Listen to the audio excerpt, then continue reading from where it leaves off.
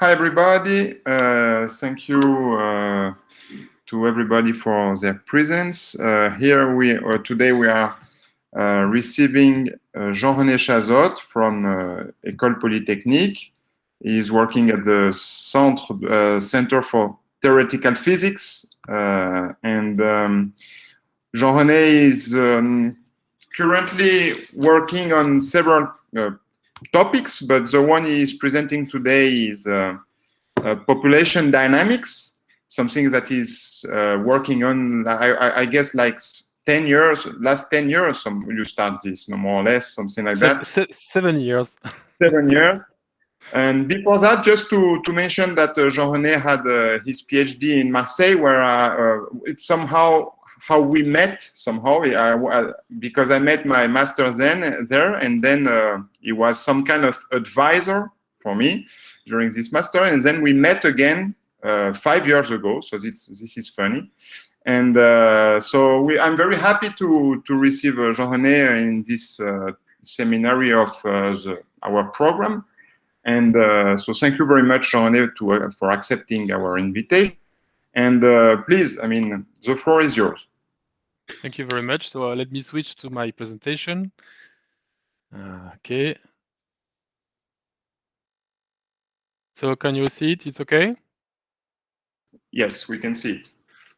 Okay, let me start. So this is the title I gave some weeks ago, so it didn't change.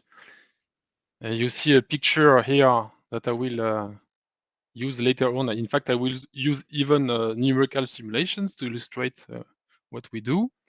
And so let me start by a general introduction, just 2 slides to try to explain the perspective of this work. So as you can imagine easily, a fundamental question in population ecology is the risk of extinction. And on the mathematical side, when you try to model this kind of phenomenon, as you probably know, there are 2 different ways of doing. The first one is to use stochastic models. And of course, there are plenty of stochastic models. I will not speak about all possible stochastic models. I will focus in this talk on birth and death processes that probably some of you know very well. And in a nutshell, these kind of models are very well suited to account for the fact that you count individuals in a given population or several populations. These are nice models when you have small populations. I will come back to this later. And if you make very natural assumptions, extinction is certain in these models with probability 1. After a random time, you get extinct. And on this is on one side, and another side, which seems completely the opposite, is to use deterministic models. As you can imagine, there are plenty of deterministic models. Here, we only speak about ordinary differential equation, not, for instance, partial differential equations or other models, just ODEs in short. And as you probably know already, in these models, you are dealing with densities, not with numbers. You don't count people, you just try to describe evolution of densities. And this is supposed to model very large populations. We'll see what it means exactly later. And since you are dealing with this kind of very large populations, then you cannot use these models to describe extinction phenomena. Okay, so this is more or less the stage. And of course, you probably guessed already with the title, natural question is how to relate these 2 approaches, which seem really completely different. And is there a bridge between them? This is also a natural question. I will try to answer that. So this is will be the main part of my talk to explain all these sentences in mathematical terms. And the second part, which will be, I think, a small part because of time, It's about another fundamental question, which is what is called resilience. What is resilience? Resilience is, if you say it in a loosey way, it's the ability of an ecosystem to return to its reference state after a perturbation stress. So of course, you need to define more carefully what it means. And I will only speak about one notion, which is called engineering resilience. And this notion is concerned with what happens in the neighborhood of a fixed point of the system. And since I use this terminology, it means that I'm speaking about ODEs, models, not stochastic models. And this is the way that people define these notions in the 60s, like Olling, for instance. They really thought only in terms of ordinary differential equations. And what is engineering resilience? It's minus the real part of the dominant eigenvalue of the Jacobian matrix that you evaluate at the fixed point. So it's really a notion that it is tailored for ODEs models.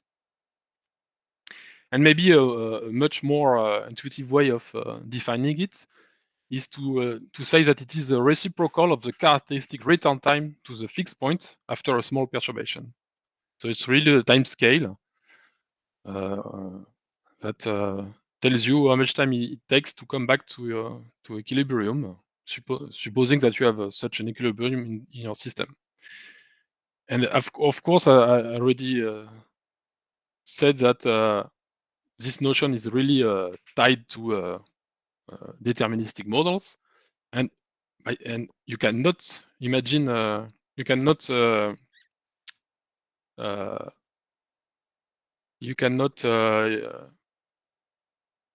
observe densities, so because ODs describe densities, and what you observe is are just numbers. You count people and how many dies, how many appear, and so the big question is, can we nevertheless infer the resilience,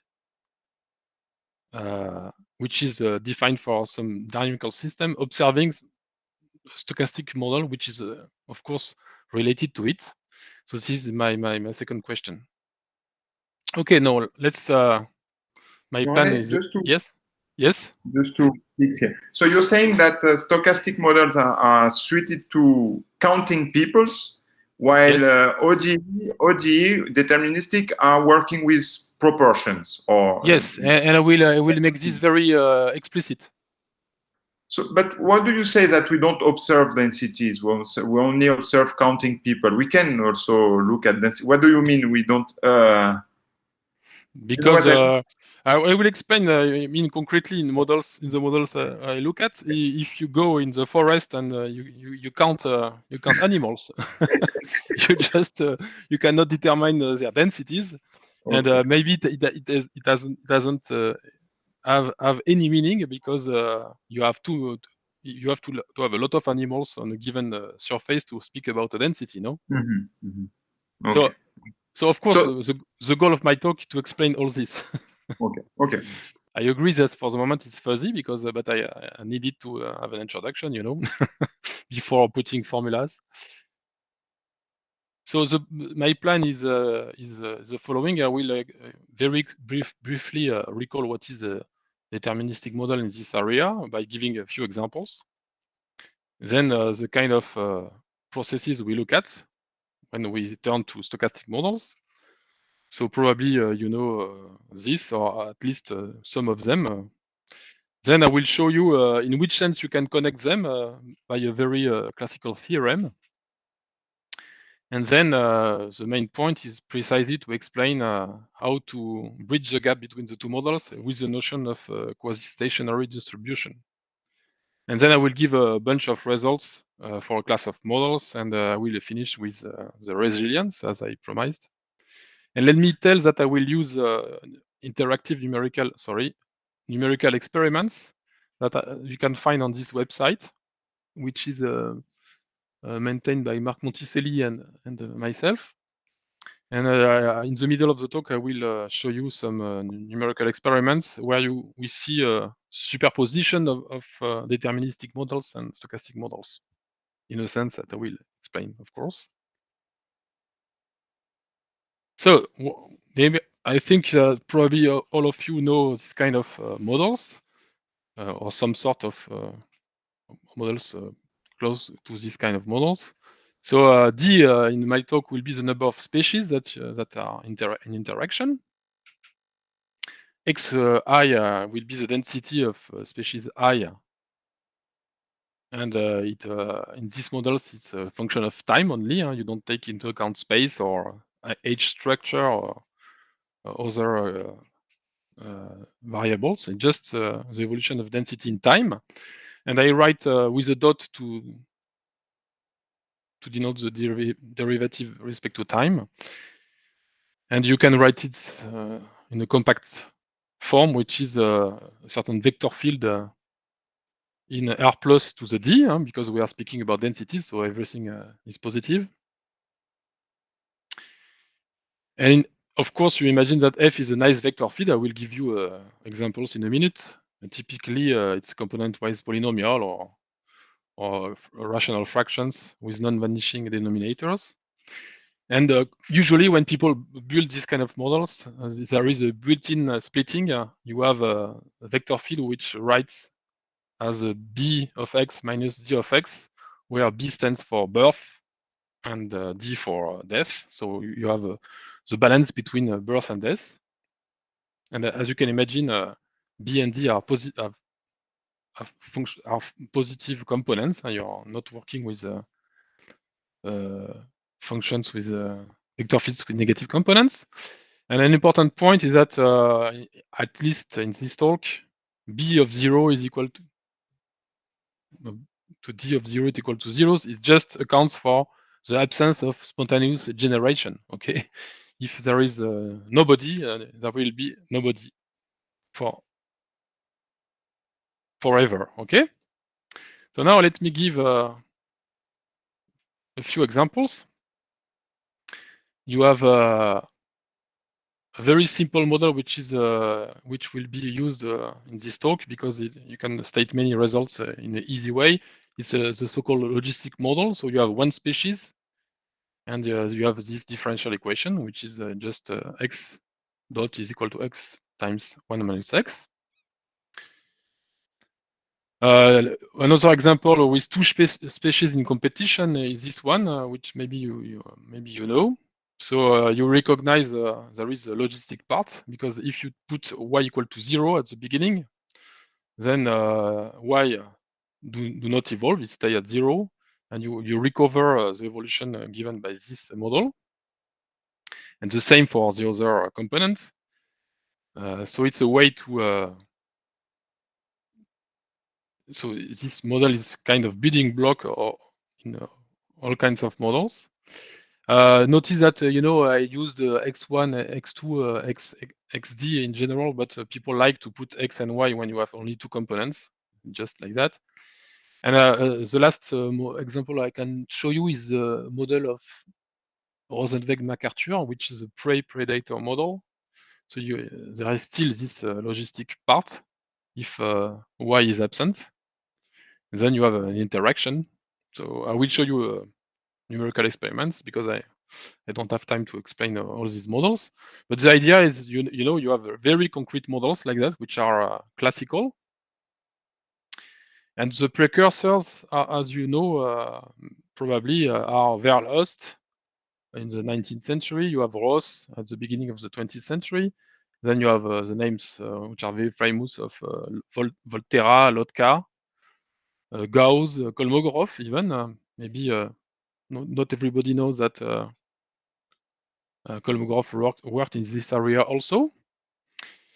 And something that maybe is not so clear for everybody, if you are far from this field, is that these models imply that populations are so large that you can neglect random fluctuations. So in fact, you are measuring the population size in units which are very large, in such a way that you treat the size as a continuous quantity. And even worse, since we write these kind of equations, we are pretending that they are even differentiable.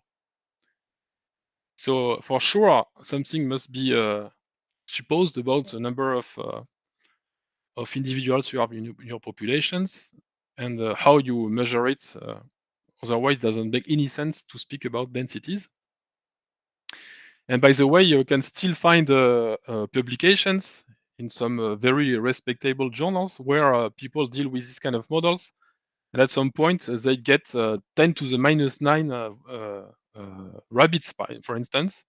I don't know if you can imagine what is a rabbit divided in 1 billion pieces. It's no more a rabbit. So you have to be careful of what you mean by density, and when you deal with such models, and I will come back to that also. And maybe you know that what are the possible behaviors of solutions of such systems in general. So typically you have a local or global attraction by fixed points. You can have attraction by periodic solutions. So I'm talking about limit cycles, and this only occurs for when d is equal to 2 or more. So you need 2 species at least. I will not speak about another phenomenon, which is heteroclinic cycles, like there is this model of May-Leonard, for instance. And finally, you can also have, if D is 3 or more, you can have also chaotic attractors. I will not speak about that today. We will concentrate on the first case, which is already quite rich. But just to mention that we know more or less all the types of behaviors that can occur with such models. And let me give a very concrete example. If I take again my logistic model, it's very easy to compute the 2 fixed points when x dot is 0. So if you are exactly sitting at these points, there is no evolution at all. You stay there. There is 0, which is repulsive, and 1, which is attractive. Which means that if you start with a strictly positive initial condition, then you know x of t tends to 1 when t goes to infinity. And it's very easy to see it qualitatively. You just plot x dot as a function of x.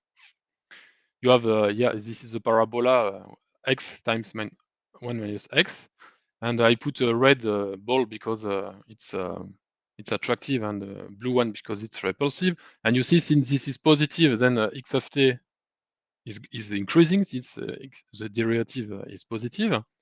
Here, if it's negative, so it decreases. So you see what happens. If you are here, you start here, you go there. If you start here, you go there.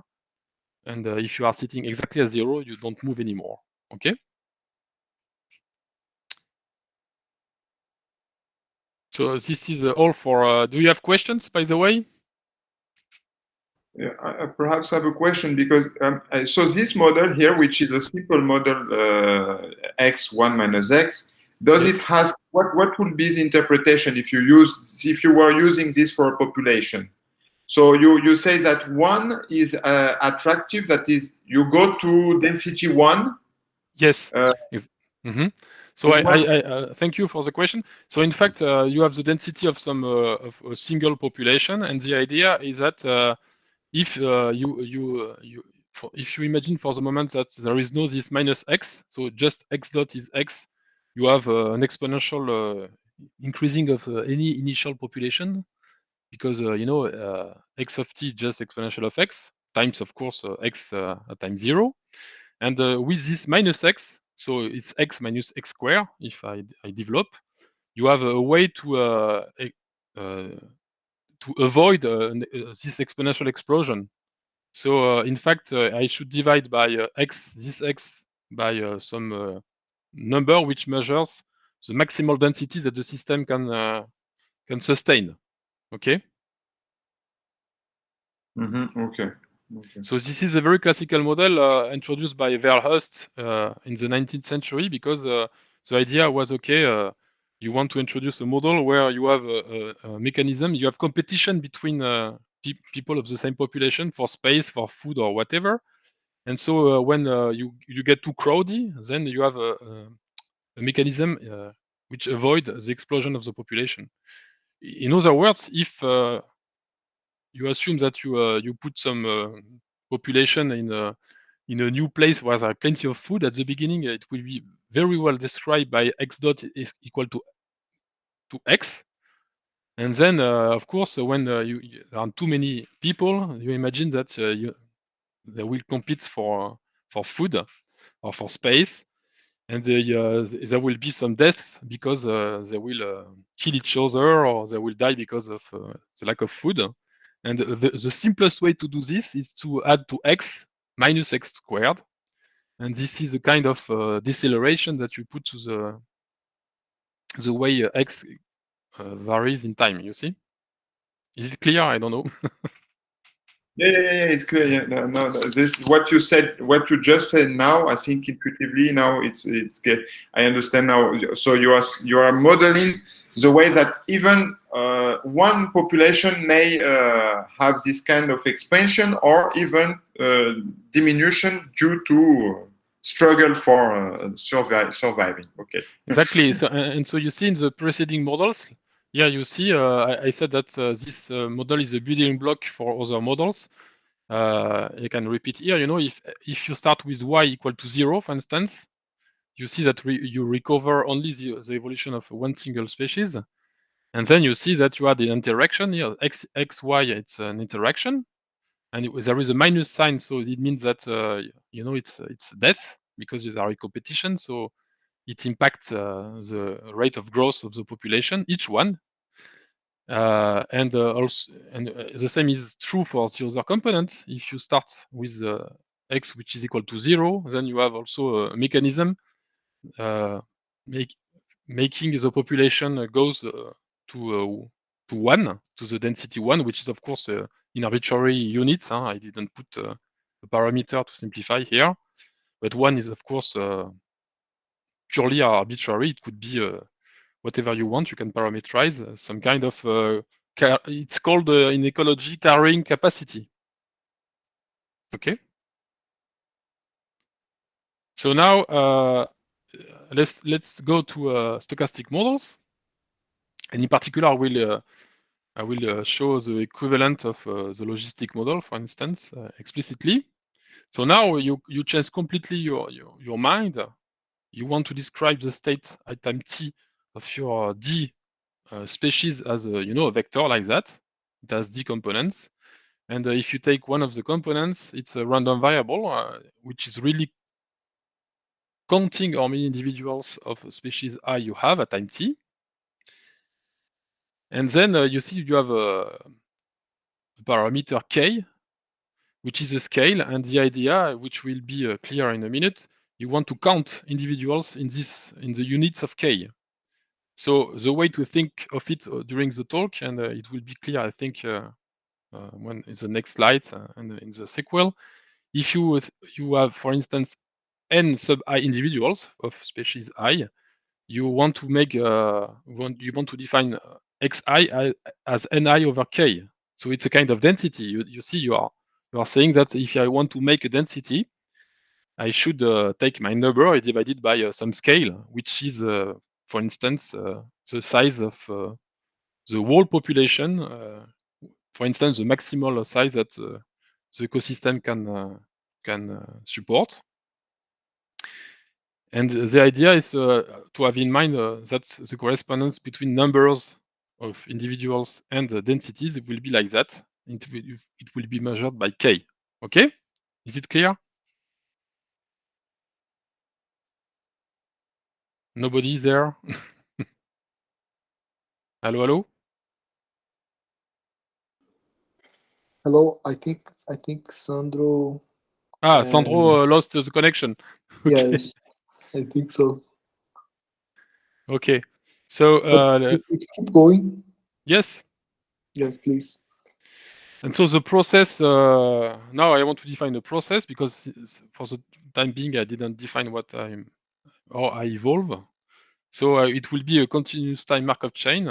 And the state space, as you understood, is the positive integers to the power d. Because of course, in each component, you count a number of individuals. So this is a state. It's an unbounded state space, by the way, you see. And people call this birth and death process of Markov jump processes in more general terms.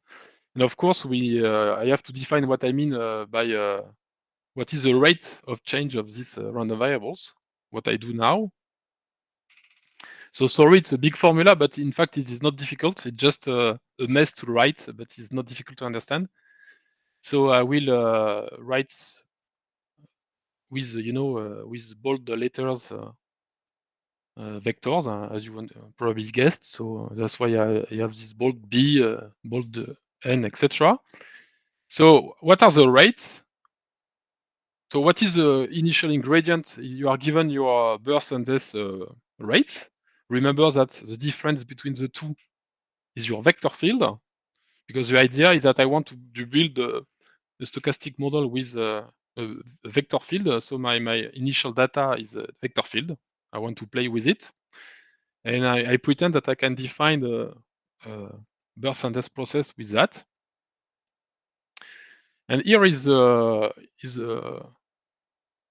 here are the formula for the rates. So you see, you take an infinitesimal amount of time dt, and you look for the j component, so the species j. The probability that you increase by 1 the number of individuals of this species, given that so you know what it has a certain value at time n, and you want to know what happens at time t, sorry, and at time t plus dt. And the probability that this occurs, and that the rest of the species doesn't change. You see, this is if you take other species, you don't do anything.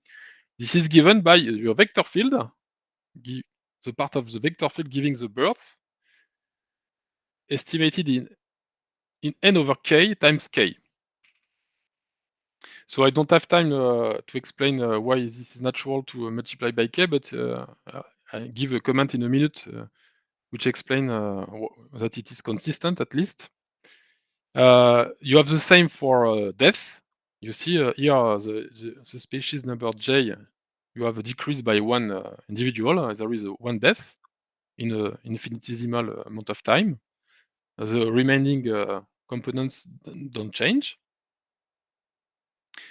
And of course, you need to be consistent. The probability that nothing happens, that the state at time t remains the same at time t plus dt, it's just 1 minus the sum of the two, minus this sum. Okay, you don't do anything. And of course, what is understood in these formulas is that you cannot have, for instance, two births for the same species during a small time dt. Okay, this is not allowed. It has a probability which is negligible, and so you cannot have a multiple birth or multiple deaths or a combination of those in small interval dt. You can only have one event, which is the change of one component. Okay, so this is you can prove this, of course, if you are given such process that all the other events have a negligible probability to occur. And then I will give an example, of course, because this is a bit messy, but okay, that's life. And I make an observation. Maybe it's a way to comment on the form I take here, which can be justified in many ways. So remember that I want to count individuals in terms of a global scale, k, to make a density. Remember that a priori bj and dj are functions that can act on densities. So here it's logical to do that. And what about this k? You see that, for instance, it's if you suppose that at some time t you have a population of order k, I don't know, like 2k or 10 times k, you see that the jump rate is of order, it's a mistake, it's of order 1, of course, not of order k, because you see if you replace n by k or 10 times k, you get something constant. It doesn't depend anymore on k. You get a number.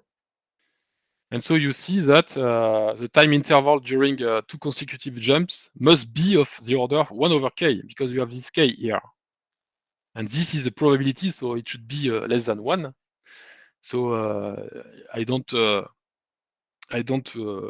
look at constants, but you see, it cannot be that dt, the time between two consecutive jumps is bigger than that. Otherwise, you will have a probability which becomes bigger than 1 when k is increasing, which is of course totally absurd.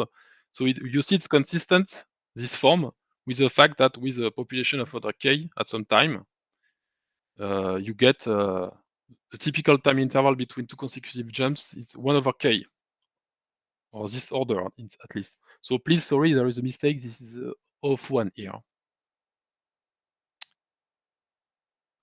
So now I will not write the assumption on the vector field that I make in the rest of the talk, because it's not very interesting to write it down. It is written, of course, in the articles, that we suppose that the vector field is such that extinction will occur with probability 1. And what it means in this modeling is that it means that you have absorption at 0 in terms of Markov processes. And in formula, so there is a certain, you can define the time of extinction, which is the first time nk is just equal to 0. So you have nobody left among the D species, everybody dies. And we make assumptions such that if you start for any initial distribution of individuals at time 0, then the probability that this time of extinction is finite is 1. And so this assumption is very natural if we are working in ecology. It simply means that resources are finite. Okay, you cannot imagine that forever you will have as many resources as you want if you don't get resources from other planets or from elsewhere. So this is simply a way to say that we are looking at models where we decided that resources are finite. And once you realize that, of course, we assume that there is no problem of reducibility. You can go from any state to any other state, at least with a finite path. So in terms of Markov chains, you have only one stationary distribution, which is quite boring, which is the Dirac mass at 0. So the picture is very simple. If you wait long enough, we'll see that it can be very, very long. But anyway, if you are patient and wait until the end of the times, then you will die. And then the stationary distribution is just delta at 0. The state where everybody is absent, is dead. And so when you see that, of course, as the Markov process is very boring because nothing happens. And so the idea is to do something more interesting that I will explain after. And of course, as you can guess, it will depend on this parameter k. So let me just mention the logistic case, since we can really illustrate everything with it. So remember that in that case, b of x is lambda of x, d of x is mu x plus x squared. So as you see, I introduced two parameters which were equal to 1 before. I think it's more interesting to introduce these parameters here before I just wrote down some special versions of that to simplify notations. But here you want to say, okay, I have this term which is linear in x. This has a linear part plus a non-linear part. And it's very easy to compute the fixed point. You still have 0, of course, but you have also what was 1 before, which is now lambda minus mu. Of course, I assume that lambda is greater than mu. I have more, the rate of birth is greater than the rate of death. And if so, we assume that. And this becomes an attractive fixed point, exactly as before it was 1 when I decided not to introduce any parameters. And so now the rates that were there, we can write down them in this case. So if you take k be x over k, you can just get lambda x. And if you do the same for the depth part, you get mu of x plus x squared over k. And so you see that when you do the scaling on the vector field, that you divide by k and multiply the result by k, the scaling only acts on the nonlinear part, because here you see you have a linear part in each rate, plus in the second a nonlinear part. And this is very, very important. If you consider purely linear models, so where you have no interaction at all, no competition, no predation, nothing, you just grow or just die linearly, independently of other species, then this rescaling by k doesn't do anything. So linear models are very special in this respect, and in some sense they are very unnatural. And what I'm doing in this talk, is to rescale things which have an influence only on the nonlinear parts. So you see, when k grows, you make the nonlinearity smaller and smaller, and we'll see what happens with that. So maybe it's a remark which is not clear, but you'll see what happens with that later. Maybe a bit of history. Maybe I think that everybody knows the books by Feller in probability in 2 volumes. And in fact, maybe it's not so known that he worked on this kind of stochastic models, and he was the first. He wrote a paper in German, so maybe this is the reason what it is a bit unknown. He wrote really an article whose title is very explicit. It's a probabilistic. There is a typo here. Sorry. The probabilistic treatment of Volterra theory of the struggle for life. So it cannot be more explicit. And by the way, he was the first to apply Kolmogorov formalism for Markov chains in continuous time in population dynamics. Because Kolmogorov in the 30s developed the general theory of continuous time Markov chains. And so Feller applied it in the spirit of what we are doing. But of course, it was just the beginning of the story. And before I go on, I will make a very important remark, because I heard many times this confusion. You can read maybe in some articles or in seminars that ordinary differential equation are a kind of describe the evolution of the mean of the stochastic process, because you would like to say, okay, well, what your ordinary differential equation do, it's just to give the evolution of the expected value of the number of individuals of your stochastic model. But it is false. It is completely false. And this is precisely because of the nonlinearities of the models, and nonlinearities in these models means exactly interactions. So if you don't have any nonlinearity in your model, it means that you have no interaction. So it's very boring from an ecological point of view. And for instance, if we take the logistic model again, so here k is not part of the story, so forget about it. I don't put k in the notation. So you fix k up to the value you want. Then it's not difficult to prove what is the evolution of the expected value of n of t. There are several ways of doing this, and what you find is that the derivative in time of the expected value of n of t is the expected value of n of t minus expected value of nt to the square. And of course, this is different from the function which defines your logistic model, which is x times 1 minus x, is different from f applied to the expected value, simply because the expectation value of n to the square is not the product of the expectations. Okay, and in fact, if you use the Jensen inequality, because you have a concave function,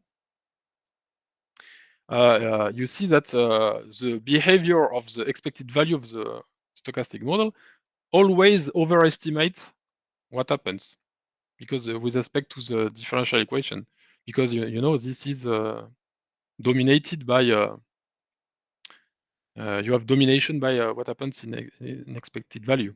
Okay, so if you just want to go home with only one thing, is to remind that ODEs, except in the linear case, which is really boring, do not describe the evolution of the expected value of the corresponding stochastic model. Okay, this is very important.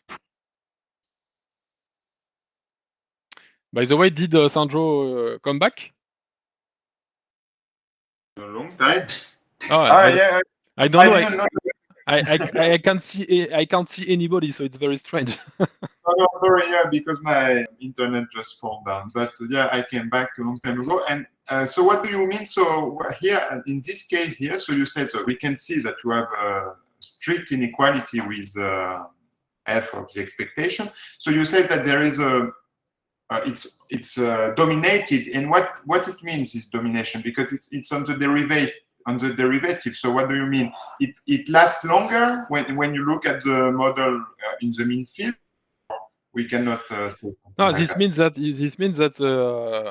what you will, if you look at the evolution of the expected value, it will be overestimating what happens to the true density given by the ODE.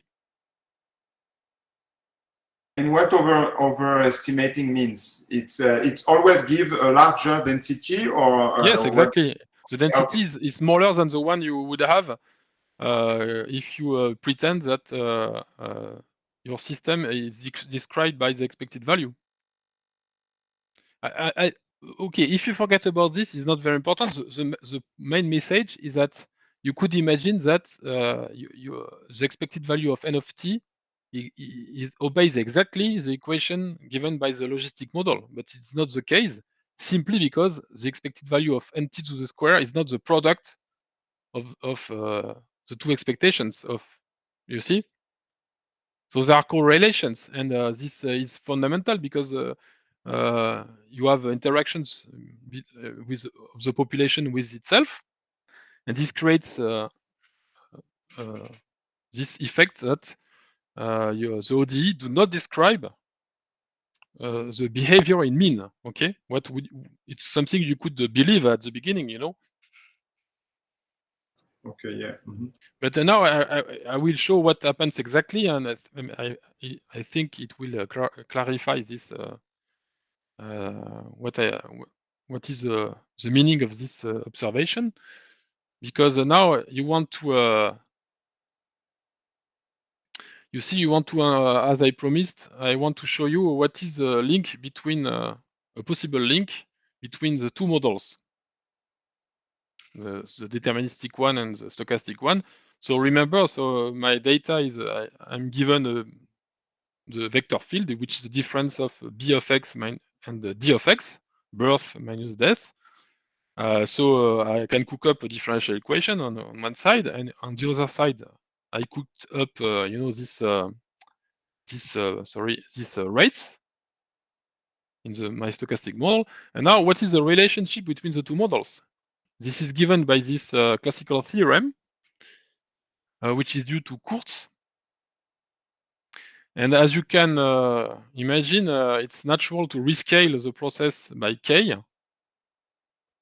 because of course you want to create some density. So you as I announced, you want to compare the number of individuals to this scale. And by doing this, you see, if you go back to my jump rates, you get now amplitudes of jump which are plus or minus 1 over k. Maybe since you divide it by k, it's no more plus or minus 1, of course. And so the idea is when k is larger and larger, then you have smaller and smaller jumps.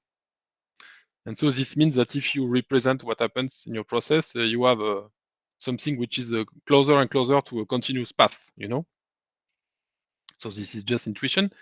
But here is a theorem which is a bit subtle in a sense. It tells something when you fix time horizon. So let me state it. So you fix th, h like horizon, the one you like. I mean, I don't know, 1 million years. You fix it, and now what this theorem says. So in fact, it's very general. I don't state the assumptions, but it works for Lipschitz vector fields. I mean, it's a very general theorem, so it works in all models you consider in ecology. You fix any x naught, which will be initial condition, of course. So you have to have a relationship between the number of individuals at time 0 and this x naught in the following way. So you suppose that when you look at the density at time 0, it gives exactly this x naught. You are given any precision, epsilon, and what you have is that if you compare the distance between the rescale process and the solution of the corresponding differential equation, you look when this is larger than epsilon, and this goes to 0 in probability when case goes to plus infinity. And of course, as you understood already, x of t is a solution of my differential equation where f is given by b of x minus d of x. So this is really a link between the two when you make a density out of your stochastic process, but the price to pay is that it is only valid on time scale of order 1, and you send k to plus infinity. So you see the picture is the following. If you take your stochastic process, you fix k, you have extinction with probability 1. So if you let time goes to infinity at some time, you are absorbed, which means that you have extinction. And here you see you do the contrary. You fix the time and let k goes to infinity. And in this way, you can be as close as you want in probability to the solution of the corresponding differential equation. And I have no time in this talk to speak about larger time scale. Of course, you may want to know what happens if I take larger time scales, not time scales of order 1. And you can easily guess that you get some diffusive approximation. You get a stochastic differential equation. So you get a stochastic differential equation where the drift is given by the vector field. You have a noise which adds to the drift, which is given by a certain Brownian motion, but I will not speak about that. Okay. So is it clear, more or less, the idea is that this is a possible relationship. So you see in this problem, you have two limits. You have time going to infinity and k going to infinity. And of course, the two limits do not commute at all. If you do one before the other or the other way around, you don't get the same result. Okay. So this is for the moment the story, which is classical so far in the sense that this was studied a long time ago. And what is our goal? Our goal, I will state it. Oh yes, let me show you some numerical experiments. Here I prepared them, so let me look. So can you see it? It's okay? Yes, you can see. So you see, this is my logistic model that I will use all the time. So you see it's x dot in terms of x. And then you see there is a parameter gamma, so I put it to 1, as I wrote at the beginning. It doesn't matter, you can you fix it at the value you want. And now you see I can move k. So here what I plot, you see the black curve is the solution of the differential equation. Remember that if you start not at 0, it converges pretty fast to 1, so the value which is here. And then I superimpose the trajectory of the corresponding birth and death process. And you see I can relaunch the whole trajectory. What happens? You see that. So you have fluctuations around the deterministic solution. And you see k is equal to 10. And if so I try to relaunch. So I relaunch each time the process. Boom! Here you see you have extinction. And you can continue. You see most of the time it you see sometimes it go very close to 0, but still it doesn't die. And then it finishes by touching. So of course, when I do it, sometimes it's very quick, and sometimes not. So yeah, you see what happens. I would like to see the geometry of tries. Yes, exactly. So you see it's very close to the x-axis. So you see, of course, but it will up. You saw it. And now you see if you increase k, what happens? I put, for instance, k equal to, I don't know, 400. And you see, as expected intuitively, and it is guaranteed by the theorem, you see you are you fluctuate only a very bit around the solution of the differential equation. And so you see here, if you relaunch, believe me, if you do it the whole evening, you will not see extinction, because we will see that the typical time to extinction is exponentially big in k. So if k is equal to 400, so exponential 400 is quite a big number. So that's why if you do that the whole evening, you will not see much more than this nice fluctuating curve around the black one. So let me show you very fast, because you can play with that afterwards. This is a competition model I showed at the beginning. So you see, let me start. So here you can plot the two components renormalized. So you see that if you have a k very small, oh yes, let me create some.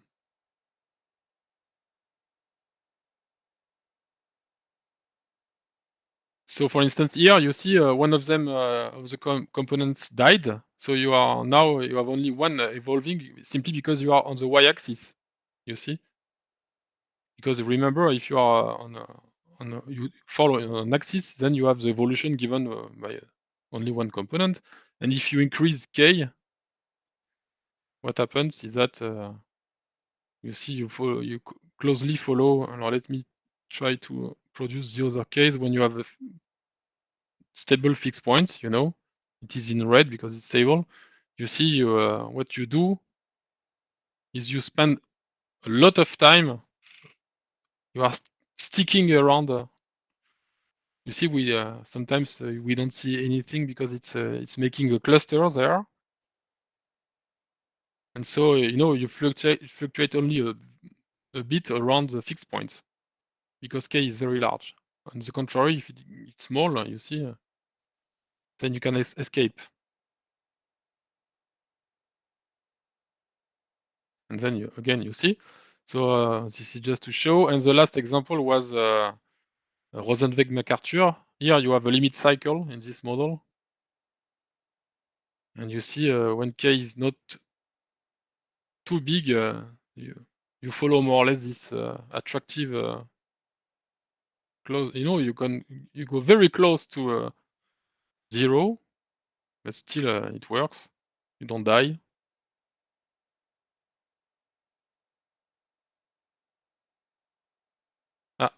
Here you see. Okay. All these models, and Volterra, how would be Volterra? How would it be? So I don't remember. You mean Lotka-Volterra? Yeah. Yes, I can show you if you want. It is this one. Yes.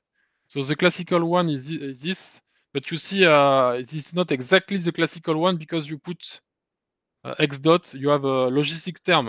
When you learn textbook, you don't have this minus x here. Okay. This is the Lotka-Volterra with the logistic part here. If you don't put this minus x, you have only closed orbits for the dynamical system. Here it's really, you have a fixed point, which is stable. You see, boof. Here you die, and you are on the x-axis, And when you are on the x-axis and y is equal to 0, you follow a simple logistic process, you see? That's why you have only one curve here. Okay? Okay. So what you see, you know, when k is very big in this model, for instance, then you just follow very well the deterministic trajectory, you see? So the idea is, can you describe this phenomenon? You know that it will not be described with the stationary measure, which is the Dirac mass at 0, at the origin.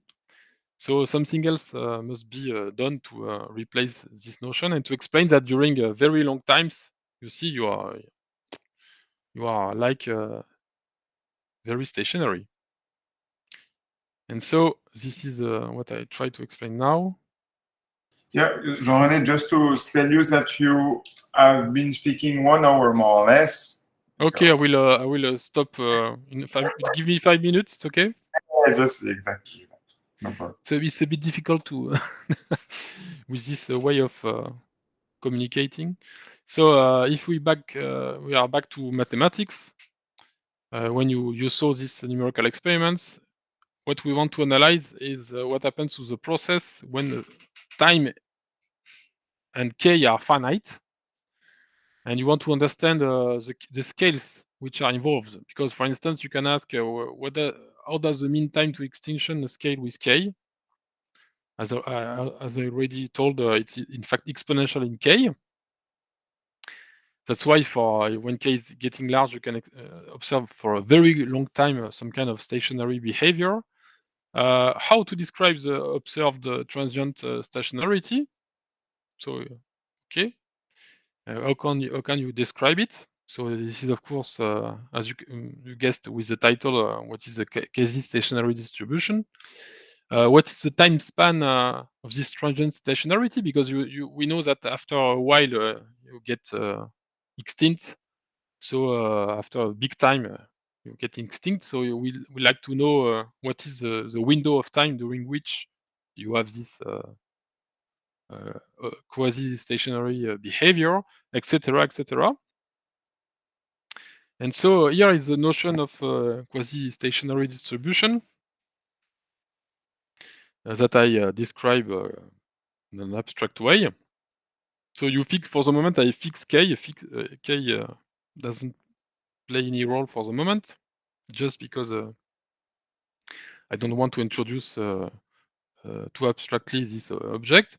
So a probability measure, I call it nu k, on ZD plus, if you remove the origin, of course, is a QSD. I will say QSD for short.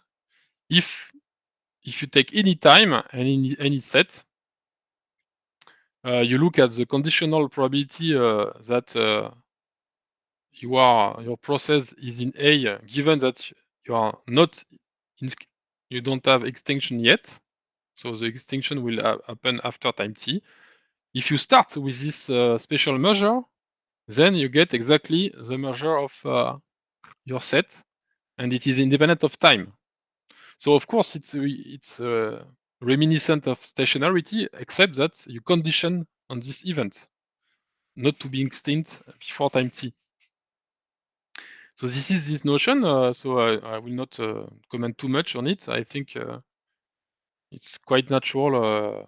It's a natural object in the sense that you want to pretend that you can describe your system before extinction, and you try to see if such an object exists. And there is a general theory behind, and you can show that in general, if you have this kind of property, that there exists a parameter ρ0 such that the extinction time has exponential tails, you see? So the probability that starting from this QSD, the time to extinction is greater than t, it's exponentially small in t. And of course, if you have that, you can compute the expected value of the time to extinction, and it is exactly 1 over the parameter. Okay, this is classical exponential law. Now the question is, of course, take the Burst process I described. Do the QSD exist? Is it unique? How it depends on k? And this is what we done. So I don't have time to say a lot on this. I just want to say that we did not deal with all kinds of vector fields. So I show you examples with the limit cycle, for instance. You can imagine models with several fixed points, etc. I mean stable fixed points. We dealt only with vector fields where you have a unique fixed point, which is attractive. Of course, it's not lying on the axis, it's really in the interior of R plus to the D. 0 is always there, it's in its repeller, and you have a bunch of technical conditions which are satisfied in all models you can imagine with a single fixed point, like that, stable fixed point. And in particular, of course, it contains a logistic case, which is a one-dimensional case. And in this class of models, we could prove a certain number of theorems. So I will conclude with giving maybe only one case, which is the logistic case. So forget about this slide because I don't have time. We have a theorem describing what happens in this kind of models. So it gives a mathematical meaning to all the observations we can make numerically. So if we just look at the logistic case,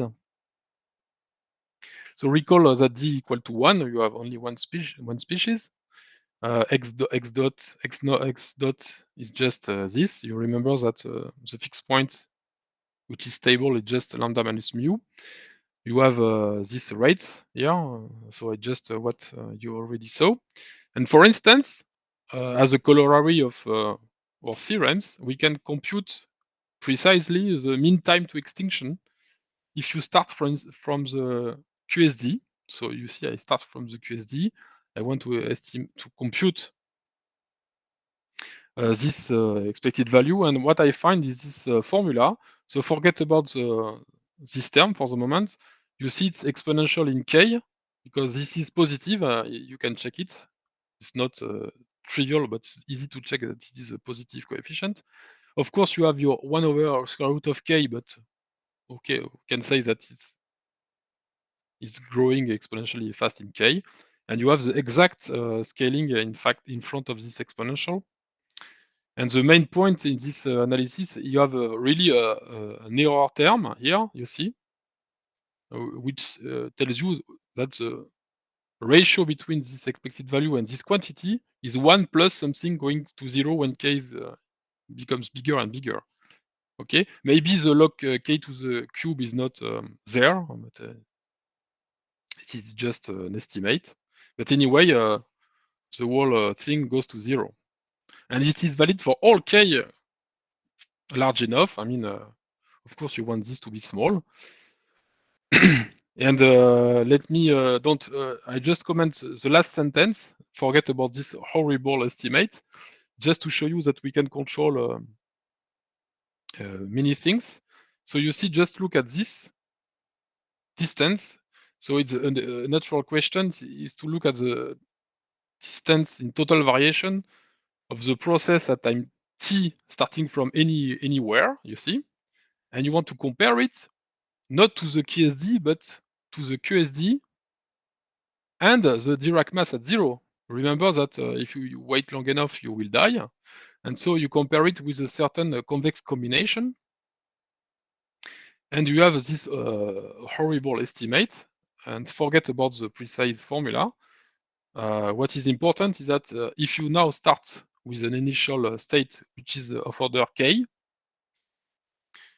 if you take a time which is less than the exponential of k, which is the expected time to extinction, and large enough to be close to the fixed point, then this bound is very small, which means that with high probability, this means that this alpha is close to 1, so this is close to 0. The process is not extinct, and it follows the statistics given by nu k. So this is a way to interpret this formula, which is valid in general for any t, any k, and etc. So it gives a precise meaning to say that in a certain window of time, if you are not too far from the fixed point, which is of order k, you are very well described during this window of time by the QSD. This is okay. So I think I will stop because I'm completely out of time, and I'm sorry for that. Okay. Okay. Because I'm each time I give a talk with Zoom or whatever you want, it's always slower than if I was on the blackboard. So I'm sorry. No problem. Well, thank you very much, Jean-René, for the talk. I think, yeah, we passed the time, but I mean, we have time. If somebody has a question, just raise the hand or just put the mic on and ask it directly. Because let me see. Well, I have a question then, Okay. because I mean, anyways, there is no much more time for the people and much more. But I have a question. So your result. So the first part of the talk, you explained to us the relation, the bridge between deterministic and random approach, and it's somehow the theorem of Kurtz. Which did I don't know. Your theorem was not speaking about that. It was speaking about how close we are to the quasi-stationary distribution. Yes, Kurtz is not about this behavior. It's just about fixing the time. You say 2 weeks, and you say I don't want to know what will happen after 2 weeks, and the probability within these 2 weeks to be close to the solution of the differential equation is very the probability to be close is very close to 1, and when k becomes infinite. This was Kurtz. Yes, exactly. Okay. And so, can you come back to your result? What I mean, this alpha, where it comes from exactly, which is making the weight between the Dirac and the quasi-stationary. Where it came from? So the idea is that, as you saw, if you don't specify any time and just try to understand what happens, you know that at each time you have a certain probability to go extinct, because this has a certain probability which is not 0, and you may also be described by your QSD. Remember that I have only one fixed point, which is attractive in the interior of my space. 0 is repulsive, but it doesn't matter. The stochastic model doesn't care about this. Okay, and so probability to not die somehow. To not have died. Alpha is the probability to not have died so far. Yes, in some sense. So you see what you can. So the bond is of course not optimal at all. I mean, you see you have strange powers, but it doesn't matter. The important point in this bound is that you have different scalings appearing between t and k. Because you see, for instance, here you have a term growing exponentially in k, so you can forget about this k to the 3/4, and you want to know for which kind of t this can be beaten. This term can beat the other one. And so what I tried to say that if you start with a very small population like of order 1, then the probability to die is very close to 1. Okay? Here, so this bound tells you that, for instance, if you start from an initial population of order k, which is so close to the corresponding state, which is n star, which is of order k also, because in this picture, remember that x is n divided by k, So you can say that n is k times x. So x star, my equilibrium, is of size of order k. Okay. So when I say that n is a starting state is of order k, I'm supposing that I'm starting in the vicinity of the fixed point. And now what I'm saying that I'm sticking around, you know. And of course, if I wait long enough, more than this exponential time in k, then I'm pretty sure to die, because this is the way it is. And so this bound tells you that if you start close to the equilibrium, the fixed point, take not too smaller times, but not too big times, then you almost almost surely follow the behavior given by the QSD. But you have a small probability in this regime to get absorbed, to die, because it's not zero, but it is very small. I'm not sure to answer your question, but no, yeah, it's okay. It's okay. It's okay for me. No, So thank you very much. It's okay. So the big difference is that in course you fix time and you send k to plus infinity. Here you see t is fixed, k is fixed. They are related in a certain way.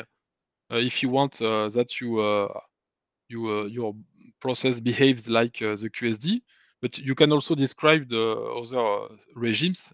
The most interesting regime with respect to what I showed in the numerical simulations is to assume that you are already in the vicinity of your fixed point, and then you can stay a long time around it, and the statistics of the population is very accurately described by your QSD. Okay. Okay. Okay, I understand. Okay. Okay, so it's not an approximation by the deterministic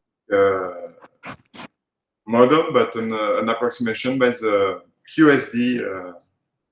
Yes, because the idea is that if k is large and the time is finite, you feel in some sense the presence of the dynamical system. But to be sure that you are close to it, you need to send k to infinity. And in practice, of course, k can be I don't know. Of course, this is a completely arbitrary unit, but k is not infinity. It is 2000 or 500. And so what happens in that case? And the course theorem doesn't tell you anything. Okay. Because it tells you only when k is huge, and mathematically speaking, it's infinite. And time is fixed also, you see. You know, in course theorem, maybe I can just put it again. Also, it was a fixed horizon. Yeah. Yes, you fixed. Maybe if you want 1 million years, if you want, that's it. And so it will work this thing, but you need to send k to plus infinity. So it's really asymptotic, and it's only if you take a time scale of order 1 in k. I mean, you know, whereas in what we do, we want to scale time with k also to see in which regime you can say that you are close to your fixed point, and how you can describe the statistics of the different species, the number of horizon time. Yes, maybe I could say just a last word here. Of course, imagine that you have an attractive fixed point in your system. Here, I don't assume anything. Okay, I just start with a certain initial condition. I just say that my rescale process follows the solution at a certain precision during finite time. But of course, imagine that I start very close to the fixed point. Then this will converge very fast to this fixed point, and I'm just saying that I'm around this fixed point with very high probability, but only when case goes to infinity and having a fixed time horizon. You see? Yes. So it's a bit complicated to explain in the sense that we have these two two questions with the K and the time. The size and the time has to be sent. Yes, because if you you wait until the end of times, nobody will be there to observe anything. And if you want to send k to infinity, this doesn't exist. I mean, so you know, we are a bit physicists, so we say, okay, it's nice, Kurt, it's a nice theorem, of course. Waiting until the end of times is very nice, but we are a bit impatient, and we want to know what happens when k and t are finite, and to account for the fact that you can observe a certain stability of populations for very long times. And this is precisely in this kind of models. Of course, it's not reality. You explained that you have some quasi-stationary behavior for a very long time. If k is large, this is very long. But afterwards, if you reach this time, you have a very high probability to die because this is inevitable, you know? Okay. Okay, Jean-René, thank you very much. I think we will end now. Okay. Michel, can you just turn off the recorder, please?